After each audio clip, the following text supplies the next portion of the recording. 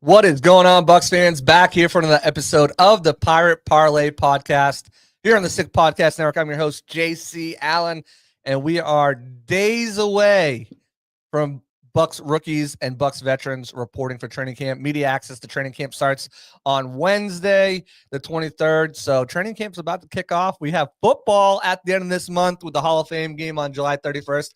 It's all coming. It's coming quick, and we're going to break down today the top training camp battles on the offensive side of the ball.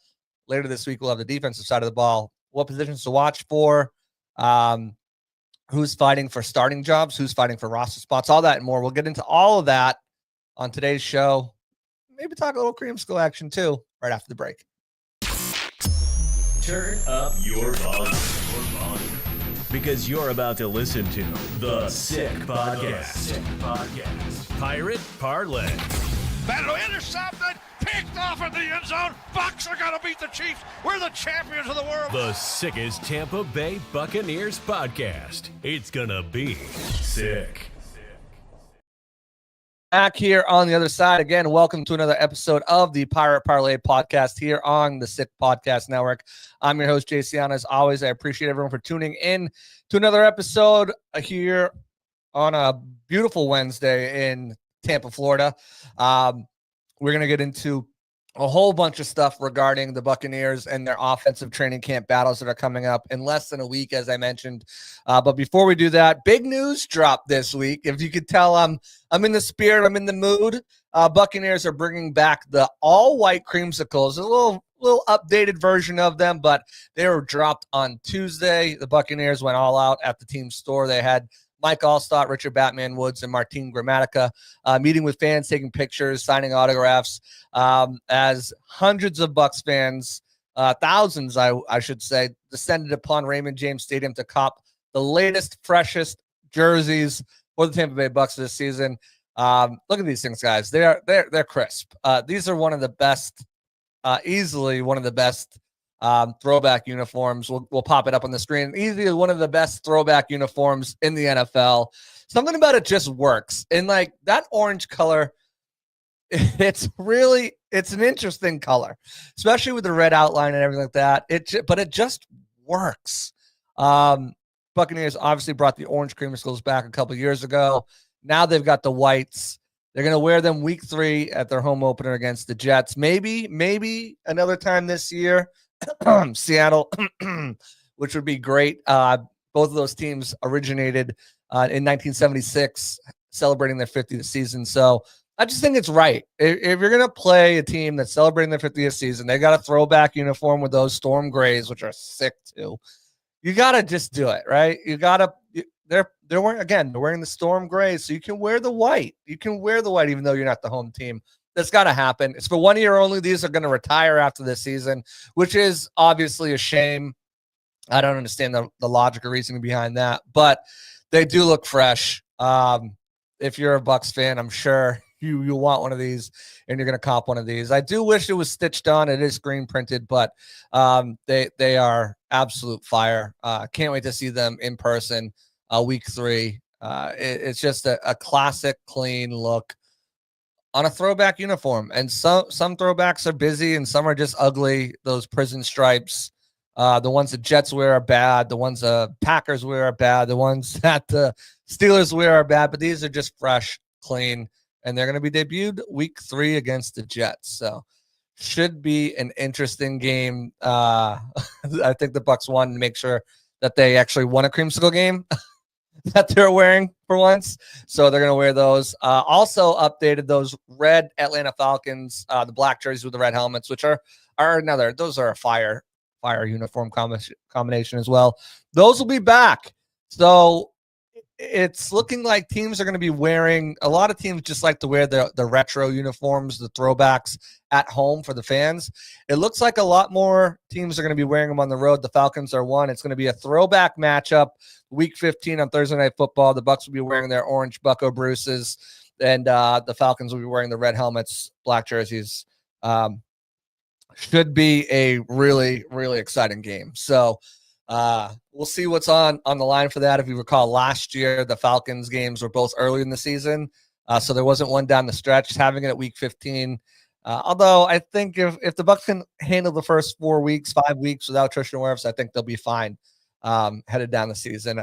This is a team that I think is going to shock a lot of people who are doubting them, but that's the way the Bucs like it, being doubted, and we'll see what the season presents. But as we move to the main topic of the show here, another little added thing too. We talked about Lavonte David on the NFL's top 100. Vita Vea made his debut on the top 100 for this season, ranking at number 76. And some of the things the players, especially Jamal Williams, he's a character. I know he plays for the Aints, but he's an awesome guy. I would love to have him in the Bucs locker room just so we can talk Pokemon and stuff together and anime.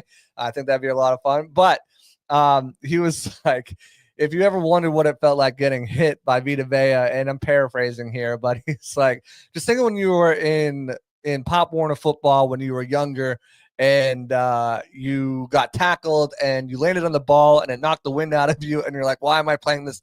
That's what it's like at a pro level. Why am I playing this game right now? What am I doing here? For about 5 seconds after you've been hit by someone like Vita Vea. So congrats to him. The Buccaneers continue to have their presence known on the ESPN top 10 list rankings that has been put together by Jeremy Fowler the last several years. He reaches out to scouts, he reaches out to coaches and front office executives and polls them, giving them their top 10 players at each position. The Buccaneers have had tons of representation. Tristan Wirfs with the number 1 spot for offensive tackles. Luke Gedeke getting some votes there too, as well as Cody Mock for the interior. Baker Mayfield comes in at top 10 quarterback, number 10. Mike Evans and Vita Vea both clocked in at number 9 for their respective positions. And then Bucky Irving was an honorable mention. Who was it? Antoine Winfield Jr. and Lavonte David both came in at 7 overall. Cornerbacks drop tomorrow. I don't expect to see any Buccaneers on that. But good showing. You know, you're talking about a lot of players, significant players on your team that are cracking this top 10 list. And again, this isn't done by players like the top 100 where they're voting for their buddies. This is done by NFL coaches, scouts, and executives who can't vote for their own players on their own team. So it's really interesting to see that despite the lack of national respect, that teams around the league aren't overlooking the Bucs, not by a long shot, especially with all the talent on this team. And speaking of talent, let's hop right into it. Bucs quarterback room. Not much happening here. Baker Mayfield is your starter. He's going to be the guy taking all the snaps here, unless it's an unfortunate injury situation. But it gets interesting at the quarterback number 2 spot because Kyle Trask went out, tried to find something, couldn't find anything. You think with Dave Canales out there and a guy like, Liam Cohen, who had a time with him last year as well, they would have went out and maybe brought Kyle Trask in to be a backup. If anything, especially Liam Cohen to help get Trevor Lawrence used to the system, get him caught up to speed faster. Because you heard a lot from the coaches last year. Kyle Trask is like an extra coach in that room with some of the stuff that he does. But the Bucs really do like Michael Pratt a lot. He's been injured throughout the offseason. We're not really quite sure what it is. Nicked up, as you will, if Todd Bowles will call it.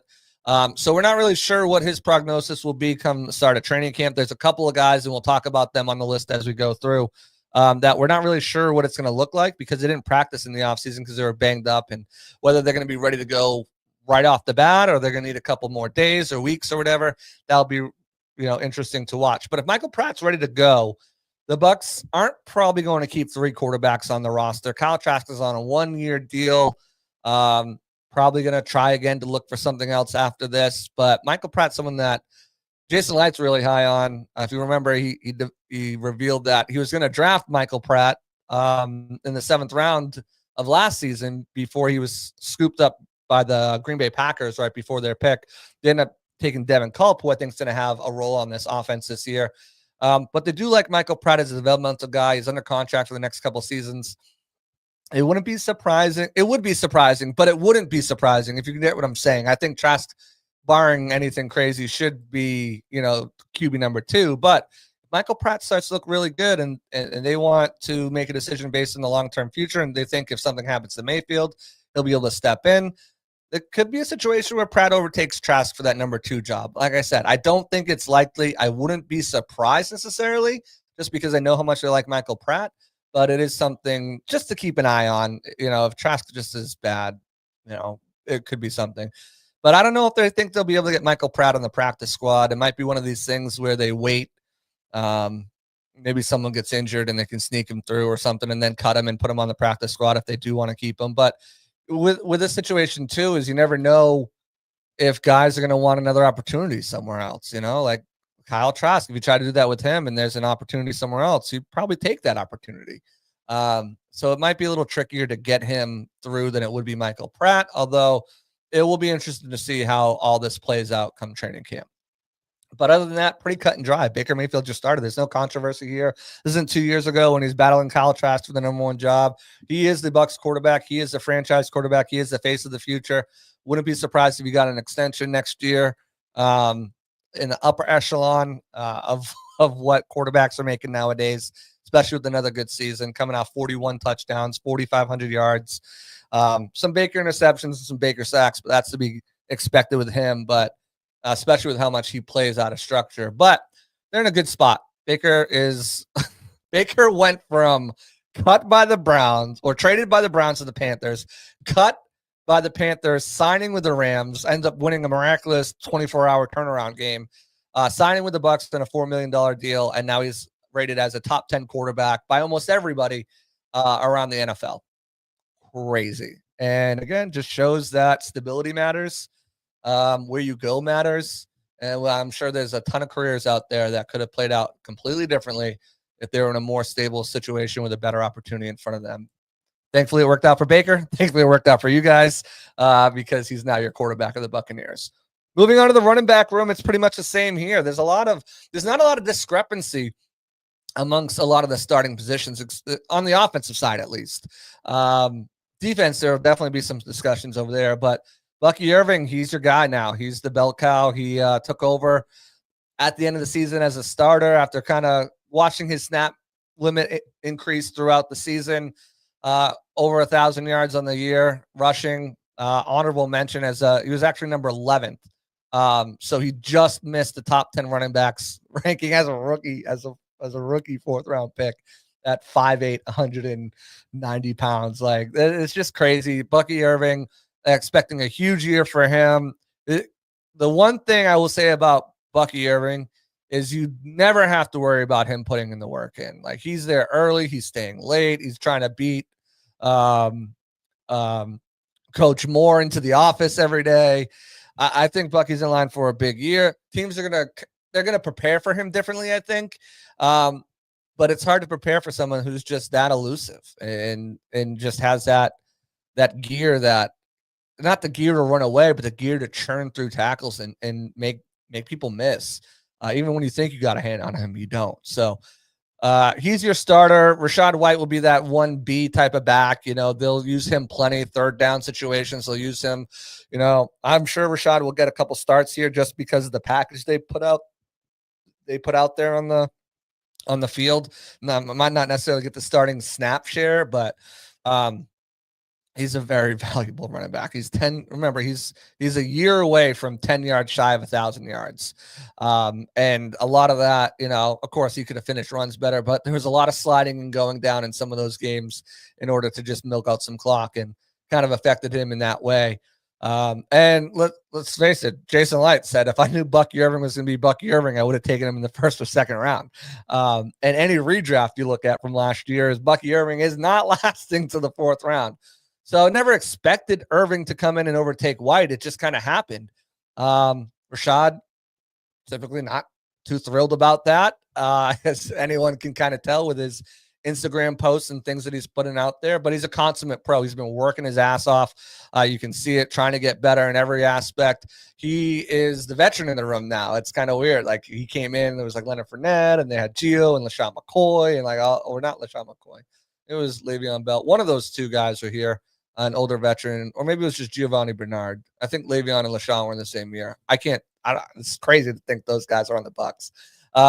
But he's now the veteran in the room, and he's got guys looking up to him. And, I know Rachaad White's going to do the right thing. I know even if he's pissed off about his role and how things are going, that's not going to bleed into the running back room. That's going, it might bleed to his performance on the field, hopefully, where he's, really trying to solidify himself and put himself in line for an opportunity next year as a starter. But any upsetness from him won't be. And again, you look at the relationship he and Rachaad White have. They're each other's biggest cheerleader. And anywhere else, not anywhere else, but a lot of other places, you have something like this scenario come in and it doesn't turn out well. But it just speaks to the culture of the locker room, the message that Todd Bowles is delivering, that the guys on the team are buying in on, and it's going to be a good 1-2 punch this year, and a 1-2-3 punch potentially with Sean Tucker also going to be in the mix here. Everyone, Jason, Josh Grizzard, Todd, they've all said we got to find a way to get Tucker more involved. So I expect him to be more involved. He's entering a contract year, as is Rachaad White. So extra motivation for him to want to go out there and succeed. This is a battle of the practice squad guys with DJ Williams and Josh Williams. DJ was an undrafted guy last year. I talked to Coach, I almost said Coach Fears, but that's not it. Coach Skip Pete. And, I asked him, like, I figured you guys might be in the market for like a bruising short yardage guy. And he's like, if we wanted to roll with one, DJ Williams is that guy. They brought in Josh Williams, an undrafted free agent this year from LSU. So far, he's gotten some talk. He looks really good out there. I'd say DJ and Josh are both really just fighting for that practice squad spot. I think the Bucs are fine and content with rolling with 3 running backs on the roster, much as they did last year, especially when Chase went down. I think they feel like they've got a good enough trio there that if one goes down, the next guy can step up and take the starter snaps. And yeah, there'll be a drop off, obviously, but not as much as where they feel like they need to keep 4 guys on. And, again, one of these guys will make the practice squad. The other one will probably bounce around, find another home, or be out of the league. It's just, that's how it goes. But it's as far as the running back room, Williams versus Williams is the one to watch. Moving on to wide receivers.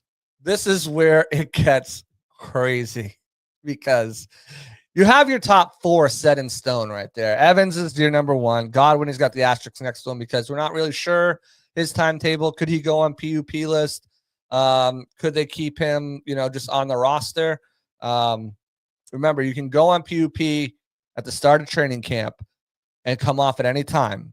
But if you're on PUP after cut downs, you're stuck there till week 4. Same thing with IR, except now the rules changed last year where you can put, I think, up to 2 players on IR before cut downs. So you don't have to do that whole stash and whatever thing. And that's, again, I think is 4 games. Or at least IR beginning of the season might be 6 games. During the season might be 4 games. I'll have to look into that. But again, you're missing time. So we'll see what happens with Godwin, but Jalen McMillan obviously came out strong last year, led all receivers in touchdowns the last couple of games of the season. Emeka Egbuka, it's like rich get richer, right? So far, he's looked really, really good in camp, and everyone said the right things. Baker Mayfield said that he could be the guy. He could be they could plug and play at any wide receiver position right now, and he'd feel comfortable with him. Again, speaks to the volume. I feel like the Bucs feel like, and compared to my own draft evaluations, the Bucs got a steal at every draft pick of this draft. Every single draft pick. We're starting with Emeka Egbuka at 19. Didn't think he would be there. Steal. You go in the second round, Benjamin Morrison, first round pick, if not for the hips. He looked fine in the practices he was there. Then you go over to Jacob Parrish. Could have been drafted in the second round. There's some buzz. Early third round. Last of them at pick 19 in the third round. Again, another steal. I think David Walker is going to be one of the biggest sleepers of the draft. He's this year's Bucky Irving. Elijah Rodgers, again, probably could have gone a little bit earlier. And then Tez Johnson, who we'll talk about in a minute. He was in the 7th round. I had a 4th round grade on him. So, just value throughout the Bucs through the entire draft. And adding Emeka Egbuka to an already talented Evans, Godwin, and McMillan trio is just going to make this Bucs offense A, that much harder to prepare for and stop, and B, that much better. Like, it's as simple as it. Here is where things get really hairy and interesting. Sterling Shepard, Trey Palmer, Rakim Jarrett, Ryan Miller all played meaningful snaps for the Bucs last year. Ryan Miller touchdown against the Chiefs to bring them to overtime. Remember, don't forget about Ryan Miller, heck of a blocker as well. But there's only so many spots, and the Bucs are probably going to keep 6 wide receivers on the roster this year. I don't see a path where Garrett Green or Dennis Houston even have a shot. Maybe practice squad for Garrett Green. Dennis Houston, I think, is a camp body. He made some good catches during OTAs, but I think he's just a camp body. He was on the practice squad last year. They just have too much here. Cam Johnson, Tez Johnson, Trey Palmer. I think that's what we're looking for right here as far as the battle for wide receiver 6/punt returner. Tez Johnson, Cam Johnson, kind of similar players, small, shifty, quick cuts, athletic, not going to factor much as a blocker, or if he's swallowed up by a big receiver. Good luck. You're getting creative with these guys and getting the ball in their hands in creative situations. Ryan Miller, Kim Jarrett are kind of the same to me, not the same player, but like the same level of player, right? Rakim Jarrett's shown flashes, but hasn't been able to stay healthy. Ryan Miller, he is what he is. He's a good special teamer and a blocker and can make some plays for you, but he doesn't have a ceiling. Like that's who he is. That's what he is as a player. Sterling Shepard, good relationship with Baker, stepped up big last year, had some big catches, also had some big drops. He's that veteran in a room if you needed veterans, but with Evans and Godwin, you really don't. But he's still a capable player, as we saw last year. Again, they were using him on end arounds and stuff like that. No one said to themselves, hey, when they signed Sterling Shepard, I bet you they're going to use him on some end arounds at some point. This guy's hammies are gone. It's going to be difficult. Trey Palmer is the other question mark here, right? He's tabbed as a punt returner. Didn't really do much last year. I think it was only like 7 or 8 yards per return. Has regressed, quite frankly. Last year regressed from where he was the previous season when he came in as a 6th-round draft pick. He's still got that speed. He's got that swagger, but he faces an uphill battle, I think, to gain a spot. Right now, if I had to go through this and pick out my 6 that are going to make it, it's going to be Evans, Godwin, Egbuka, McMillan, probably Shepard and Tez Johnson. Just because I think Tez gives you a little bit. He gives you what Cam gives you, but he also gives you a guy who's an electric punt returner. When we first talked to Tez the night of the draft, he goes, I'm coming in. I'm the punt returner. It's like, there's no competition. I'm that guy. So we'll see how that works out. I like his attitude. I think he's infectious. He reminds me of Trey Palmer a bit with his attitude. Palmer can be a little more quiet, but like he's still loud and boisterous and stuff like that. So the question is like, who's competing for practice squad spots now? And it's like, Rakim Jarrett, do they finally move on from him?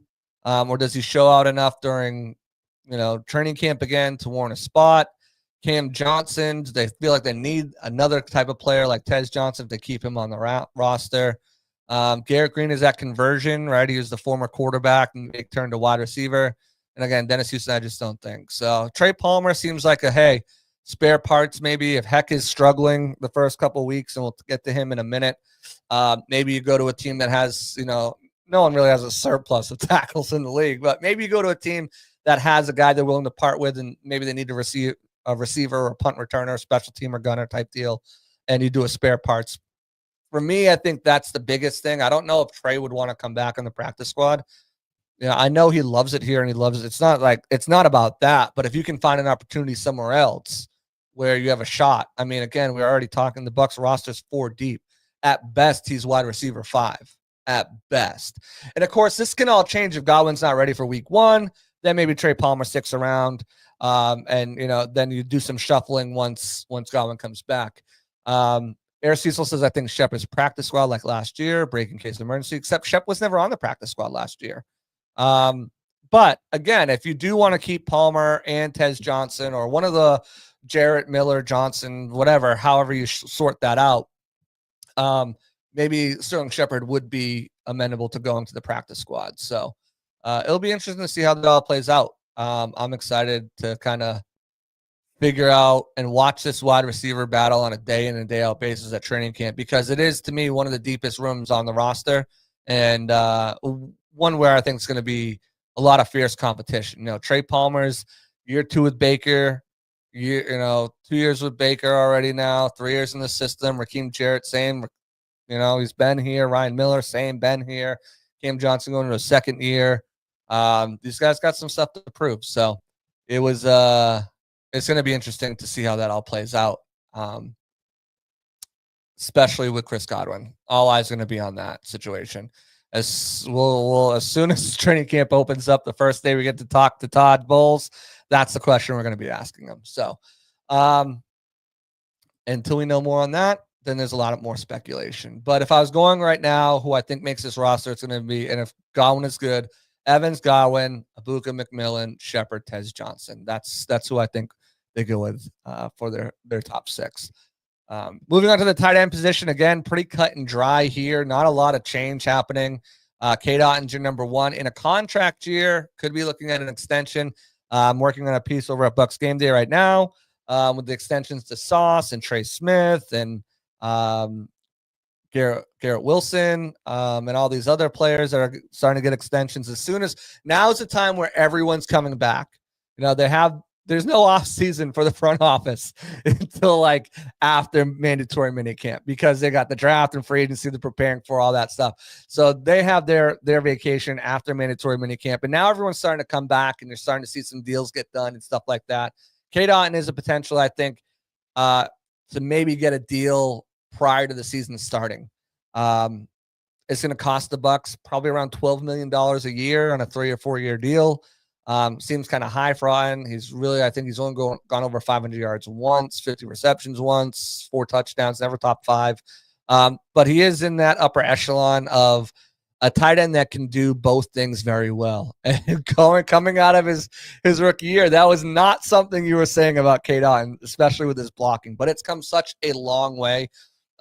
When K-Dotton was drafted, I had him as one of my best fits. He was in one of my mock drafts and stuff like that. I really like K-Dotton coming out.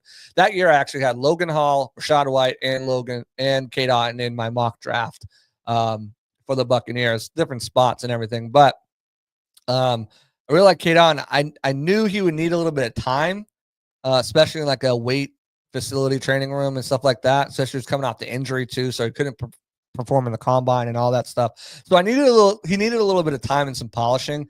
But man, he's polished right up. Still doesn't wear gloves. I don't know where I got this picture with him wearing gloves. It probably was the only game he's ever wore gloves. And I think Tom Brady made him wear gloves this game too. But you know, he's become an all-around good tight end. Baker trusts him. He relies on him as that safety blanket. And he's really performed well as a blocker. Expect a lot of K-Dotton on the field on the left side of the line until Trishan Wirfs is back from injury. Payne Durham stepped up last year when K-Dotton missed some time. Still kind of finding his way. I still think there's some fine-tuning with Payne that they can get him. But the size, the red zone threat, I mean, that's real. He caught his first touchdown last year. I think that they can use him a little bit more in red zone personnel and get him some more opportunities. I think he'll be more productive this year. Devin Culp is someone I'm really excited about. I liked him coming out last year. He was my best fit at tight end in the 7th round last year, or I had him in my mock, one of the two, but I identified him early on because let's face it, he's a Washington Husky.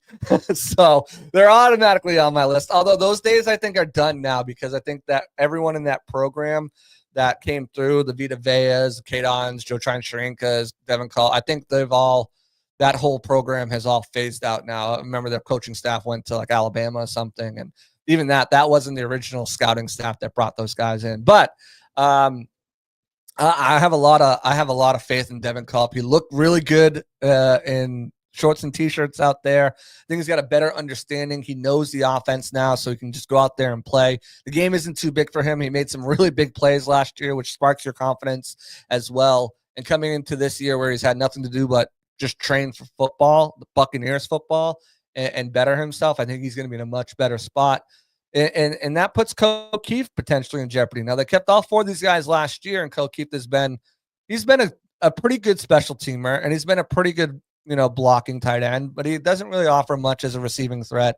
And, he's not like an H-back type of guy and stuff like that. He's not a guy you can move around. And, I think there's other options they could potentially keep at other positions that can play special teams, maybe linebacker, outside linebacker, something like that. And remember, because the way this is all changed with the kickoff rule, like you need different bodies than normally what you would in past years. And yeah, tight end is still one of the bodies you want on there, but you can also use edge rushers and linebackers who are that similar frame and as well in that position. So Keith, I think would be kind of on notice. He didn't practice. Another one of these guys who wasn't practicing. Todd Bowles says he was nicked up, so he's another one that we'll have to look at and see if he's ready to go. And potentially, I think Co really likes it here. If he doesn't get claimed by waivers, if he doesn't make the roster, I think he could come back in the practice squad, which has been Tanner Towler's role for the last 3 years with the team. And I mean, that's kind of just his ceiling with Tanner Towler, unless injuries decimate the room. I think he's in practice squad probably for another year, and then the Bucs might draft a tight end to kind of, see what they can add to the room, and that might push him off the roster. But if Keith is on the roster, then they might keep Tanner Towler, or they could say we got 4 tight ends and let's open that spot up for an extra lineman on the practice squad or an extra DB or something like that. So we'll see how that all comes into focus as camp goes. But again, on the offense, it's pretty cut and dry here. You got your starters, and there's really no one challenging for those positions. The biggest challenge, I would say, what's your biggest storyline for Bucs training camp? Christopher Cole asked. On the offensive side, I think it's wide receiver 3. It's can Emeka Egbuka do enough to overcome Jalen McMillan as the team's penciled in and returning wide receiver 3? Can he do enough? And again, asterisk next to Chris Godwin's name, because it all depends on whether he's back or not. I think Egbuka is wide receiver 3 if Godwin's healthy. If not, I think he's wide receiver 2 and McMillan's still wide receiver 3. But I think Egbuka's that good, and everything you're hearing from Mike Evans, Jalen McMillan, Baker Mayfield, Todd Bowles, Jason, all these guys, drop my conversations with Grizzard and stuff like he's the guy. He's the guy. And I think he's going to be that guy. So that to me is the biggest storyline on offense as far as non-injuries go, who's starting jobs, who's starting job, because that's the only one I think is kind of even up for grabs is wide receiver 3. And again, all that's predicated on Chris Godwin coming back before week 1, because Egbuka will probably get a majority of the wide receiver 2 snaps in training camp. He'll switch out with Jalen McMillan and stuff, but as he progresses, he's going to start eating up those snaps, I think. I think Egbuka's going to be that good. If you watched any of my draft coverage, read any of my stuff coming out around the draft, you know how much I like this kid. So high hopes for Egbuka. High hopes were also given to the offensive line until 2 weeks ago, when it was discovered that Tristan Wirfs went under surgery to clean up a knee injury, again, stemming back probably to that MCL tear he suffered against the San Francisco 49ers in week 10. But now the start of his season is at jeopardy. And when we look at the offensive line here, again, Tristan Wirfs is that asterisk because I'm not sure if he's going to be able to go week 1 or at any time during training camp. We'll pull up the offensive line right now. But the rest of the offensive line, they did the work to bring a guy like Ben Bredesen back. Luke Gedeke is entering a contract year. I think if anyone gets a contract extension in training camp, it's likely Luke Gedeke. Quietly has turned himself from a laughingstock at left guard as a rookie, and someone that the fans of the franchise wanted to just cut him after 1 year, has turned into one of the most dominant right tackles in the league. He is very, very good. Missed a bunch of time last year, unfortunately, that limited his opportunities. But I think coming into this year, you're going to see a different beast. And I think Luke Gedeke is going to cement himself as a top 5 right tackle in the league. When you look around, obviously he's not going to cross Lane Johnson or Penei Sewell, but putting himself up into that Joe Alt level or some of these other guys who are doing it at a high level. That's what Luke Gedeke's done since he's moved over there and gotten better every year. Speaking of better every year, number 69, you see him right there. Cody Moak, another one of these guys who's just continued to get better, looked out of place his rookie year as making that switch from left tackle in college at a small school, North Dakota State, to right guard. There were some ups and downs and struggles there. Really turned it around last year. Even his rookie year, his recovery time was really good. Him being able to get beat and then recover from it and still impact the play and not give up a sack or a pressure.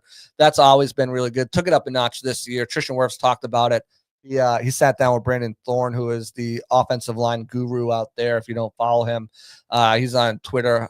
Brandon Thorne, he's got a Substack that he just put out that he ranks the top 75 offensive linemen. Tristan Wirfs was number 2 at left guard behind Trent Williams, which you can argue that, but you can't be mad about it.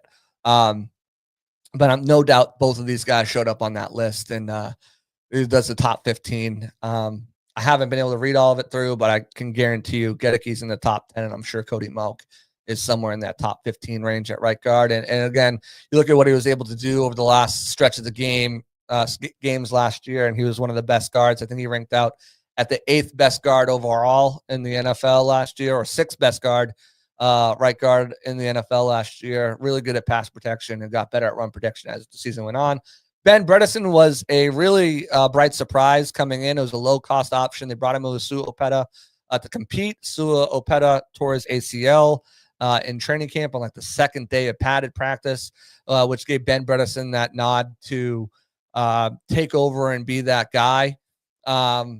Again, and I talked to Ben about this a couple times throughout the season. It's like when he was with the Giants his last year there, he played left guard, right guard, and center, and it never really knew where he was going to be any given week. And because of that, he struggled. Also because the quarterback was terrible. Also because they didn't have a running game because they traded Saquon Barkley.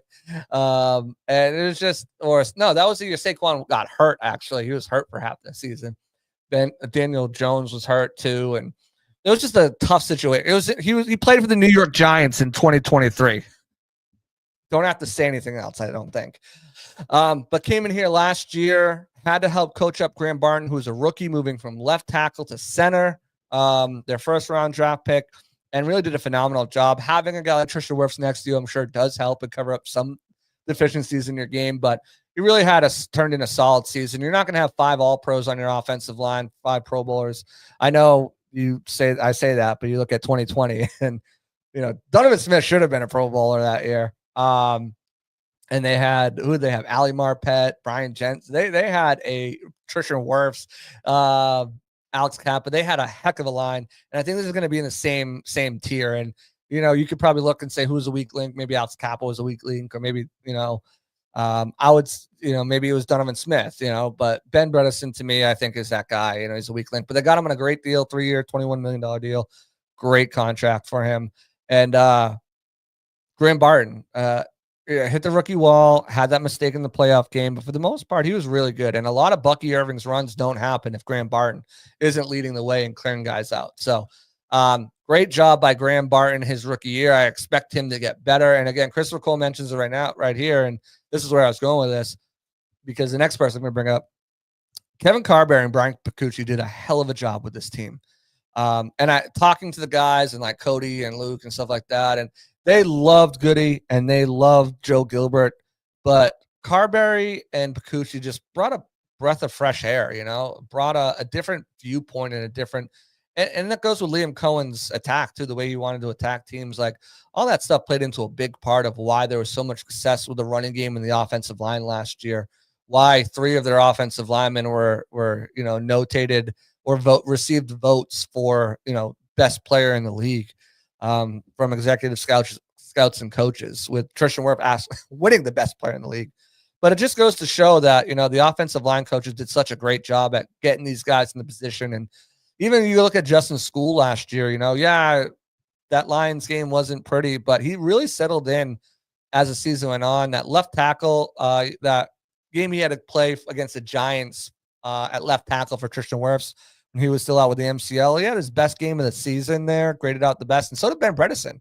Bredesen's best game of the season was when Tristan Wirfs was out and Justin School was at left tackle. So a lot of I don't want to say pressure, but a lot of responsibility for sure on Carberry and Picucci to get Charlie Heck, who is replacing Justin School as their swing tackle, ready to go. Because if Tristan Wirfs can't go, which it looks like he's probably going to be on the PUP list, then they got to get somebody else there. And, Charlie Heck is next up. That's what he was signed for. So It's going to be interesting to watch throughout training camp. He's going to get a lot thrown at him. Hassan Reddick, Yaya Diaby, I'm sure Todd Bowles will throw Vita Vea out there at end, and Kalijah Cansey, and the plethora of other guys that they're going to have. But, coming into this, he's actually had, better pass blocking percentage or pass set win rate, which means he's not he's combating pass rush win rates. So pass block win rate, he had a better pass block win rate than Justin School when he came here 2 years ago. And Justin School's improved dramatically. So the hope is that guys like Carberry and Pacucci can coach him up and get him to where he needs to be. Elijah Klein, their 6th-round draft pick from last year. The Bucs really like him. Really like his development behind the scenes. You're going to see a lot of him during the preseason. He can play guard. He can play center. Both guard spots, I feel like. He played tackle in a pinch last year in the 3rd preseason game with like 24 hours notice. They really like his flexibility along the interior. And he's a guy who can maybe push, push Bredesen a little bit, not for his starting job, but just like, hey, be on your P's and Q's, And after Klein, this is where it gets interesting because I don't think anyone else here is a lock to make this team. I think you're looking at these top 5 here, Heck and Klein. And that the Bucs usually like to keep 9 to 10 offensive linemen on the team. If they wanted more experience, the guy who's got the experience on this is Sue Opeta, gives you another option at guard. So that gives you, 2 with Klein and Opeta, 2 options along the interior line. They don't have much, to be honest, at tackle. Raekwon O'Neal's been playing a little bit more interior. They have Lorenz Metz, who will stick around on the practice squad because he's an international player and they'll get an exemption from him. So they'll have him to continue to develop that giant German monster. Silas Zanzi just hasn't been able to stay healthy over the past few seasons, but he's another option at tackle. And then Luke Haggard, who can play tackle and guard. He's been here for the last 2-3 seasons now. They spent a lot of money on Ben Chakuma out of Georgia Tech. Very raw, undrafted guy. I think they spent like $300,000 guaranteed on him, but very raw, super athletic. He's a guy who I think the Bucs were really excited to get. And the last couple of years, they haven't had money to throw around in undrafted free agency. When they did, they're like, give us Ben Chakuma and Jake Majors, the next guy I'll talk about, because they both got big chunks of change, almost $500,000 between the two of them, or maybe a little bit more than that, guaranteed on their deals. But Ben Chakuma is a guy who's super raw, moldable clay. He's got all the attributes you look for: athleticism, foot quickness, strength, size, speed, for the position in the phone booth, speed in the phone booth, I should say. He's not running like full 440s, but he's got everything they look for. It's just about developing it, and they're really excited about that. I don't know, with the amount of interest that was him and the amount of money they had to guarantee, I don't know if a practice squad spot is going to be available for him. I think another team might try to claim him up. It might have to be one of these wink nod later down the line things, but he doesn't have to say. If someone tries to claim him on waivers, he's gone. He's not a veteran. So he has to pass through those waivers. Jake Majors has already taken number 2 reps at center. I think he's probably the safest bet after Heck and Klein as far as the backups go, as far as they go there. I think he's got a really good shot. They do like Ben Scott. He was a center at Nebraska, been playing a little bit more guard with the Bucs, with Majors taking the majority of the second team reps. So it's going to be a fun, interesting battle for the last couple spots in the offensive line. I know that's not a sexy position, but it's going to be a fun battle to figure out who comes out victorious there, because they've got some competition there. Oh, if they keep 10, then maybe they keep Opeta, Majors, and Chukuma. If they keep 9, one of those guys on the outside looking in. I think they keep 9. Probably Sue is the outside guy. But again, I think they'll stack like at least 3 of them on the practice squad. You're probably looking at Lorenz Metz at 1 because you can, and he's exempt. You're probably looking at maybe Ben Scott and maybe Luke Haggard or something like that. Maybe Raekwon O'Neal, one of these guys I want to work with. I remember Dave Canales telling me Raekwon O'Neal was drafted as a tackle, but he saw him more as a center. You want to get him reps at center. So, but then taking Jake Majors and giving him all that money, I don't know if that's still in the plan, but we'll see how that all plays out throughout training camp. But lots of stuff to look forward to. As far as Buccaneers, we're finally out of that dead zone. We got a little break with the creamsicles, a little bit of news there. With the creamsicles, a little bit of news there. Bad news, unfortunately, with the Trishan Wirfs situation, but we'll see how everything plays out. It comes together. We are 6 days away to training camp. Again, rookies will report a little bit sooner than that. Veterans report the day on the 21st or 22nd, and media will be there the 23rd for the first couple days. Training camp will be no pads as they do the ramp-up period. It'll just be helmets and shells.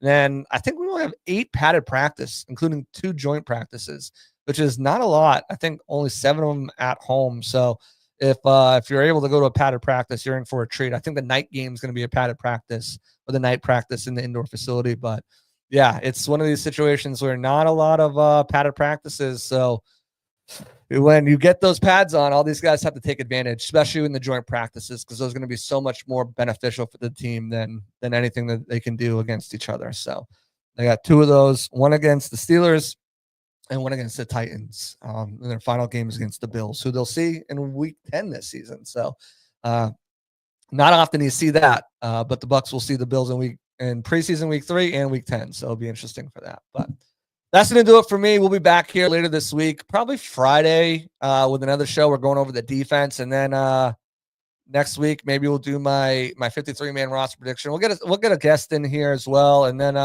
just talked to Josh Grizzard today. We're going to have him on here soon, so that will be fun.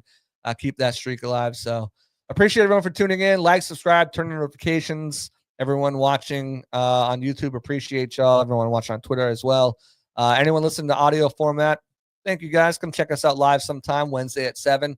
We'll be splitting in the season to 2 shows, probably Tuesdays and Thursdays, something like that. 2 half-hour shows. We'll try to get a guest on, a player on Tuesdays on their off days, and kind of figure out how that goes. Maybe we'll get like a recurring guest or something like that, or maybe we'll get a former Buccaneer to join the pod as a co-host. I'm working on all sorts of things, as you can tell. Working on some new sponsors as well, so maybe we can do some giveaways, which would be fun. If you guys know anyone looking to sponsor, always let me know. I'm always looking. And we got a lot of fun things planned for the season over here on the Sick Podcast Network, especially here on Pirate Parlay. So again, thank you guys for tuning in to another edition of the Pirate Parlay Podcast on the Sick Podcast Network.